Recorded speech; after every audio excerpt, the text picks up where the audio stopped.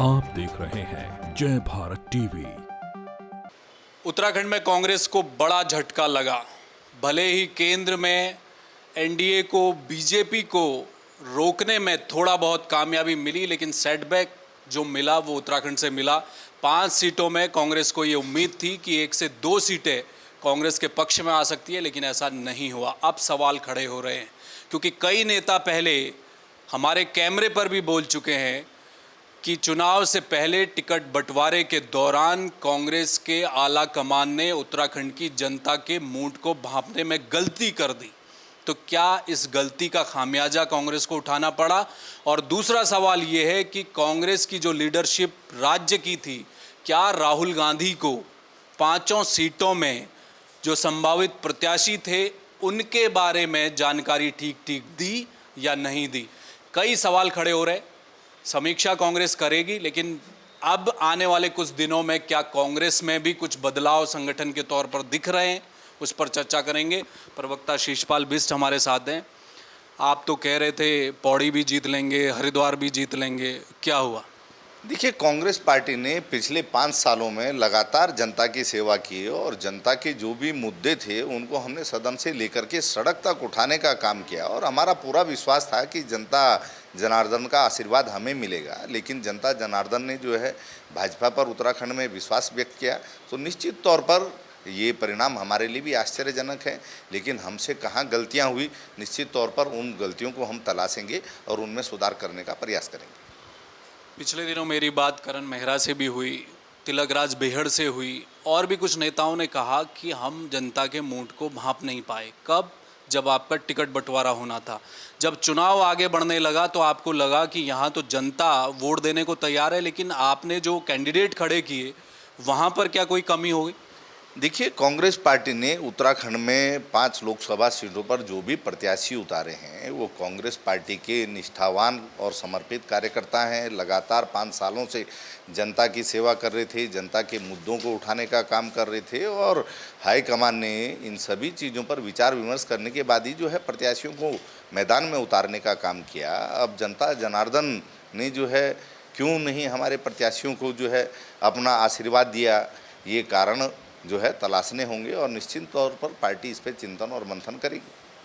केंद्र में अब ये खबर हमें सुनने को मिल रही है, आप बताएंगे क्या सच्चाई है? जब टिकट बंटवारा हो रहा था तो राहुल गांधी के स्तर पर यह कहा गया कि आप उत्तराखंड की 5 सीटों पर काम कीजिए, आप लोग तय कीजिए कि कौन चेहरे होंगे, सही से रिपोर्ट बनाइए और टिकट उन चेहरों को आप दे दीजिए, लेकिन सीट जीत कर आइए, ये कहा गया था।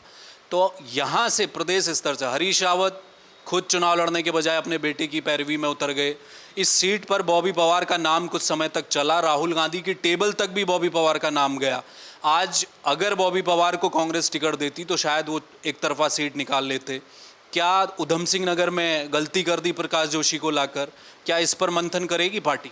देखिए, कई सवाल हैं जिनके जवाब जो है अभी मिलने बाकी हैं, लेकिन ये बात भी सच है कि पार्टी के अधिसंख्यक कार्यकर्ता अपने वरिष्ठ नेताओं को चुनाव लड़ते हुए देखना चाहते थे, लेकिन वरिष्ठ नेताओं ने नई पीढ़ी को आगे बढ़ाने के बारे में सोचा और निश्चित तौर पर वरिष्ठ नेताओं ने जिन लोगों को टिकट दिलवाया उनके लिए जी तोड़ मेहनत भी की, लेकिन जनता का आशीर्वाद जो है हमारे प्रत्याशियों को नहीं मिला।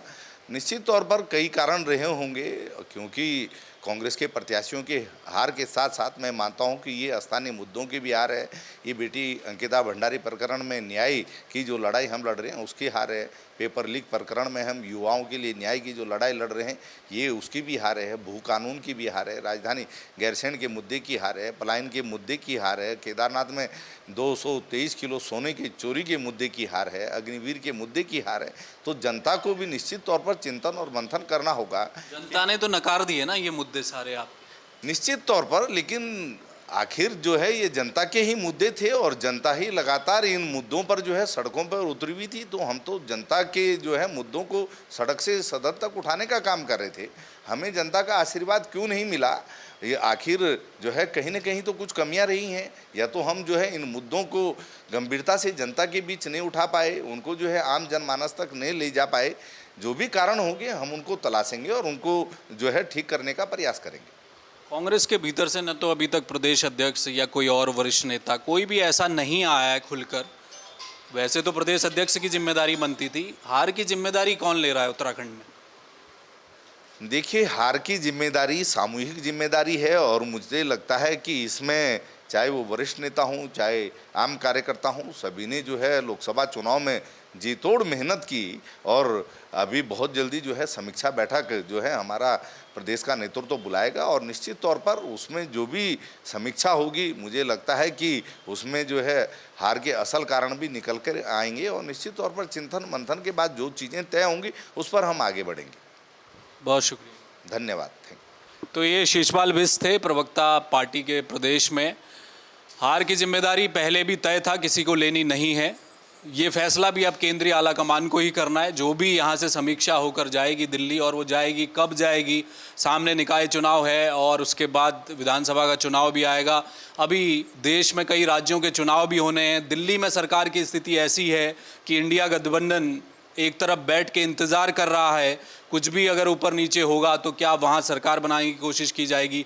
ऐसे हालातों में क्या केंद्रीय शीर्ष नेतृत्व राज्यों की तरफ ध्यान देगा? हिमाचल में जो कुछ हुआ है उसकी भी समीक्षा करनी है। तो आने वाले 5 सालों में राहुल गांधी का काम और बढ़ने वाला है। इस 5 साल अगर वो सड़कों में घूमते नज़र आए तो लगता है कि आने वाले 5 सालों में कांग्रेस के भीतर जो कमियां हैं उनको दूर करने की दिशा में जरूर काम करेंगे। कैमरामैन मयूर उपाध्याय के साथ हेमभट्ट, जय भारत।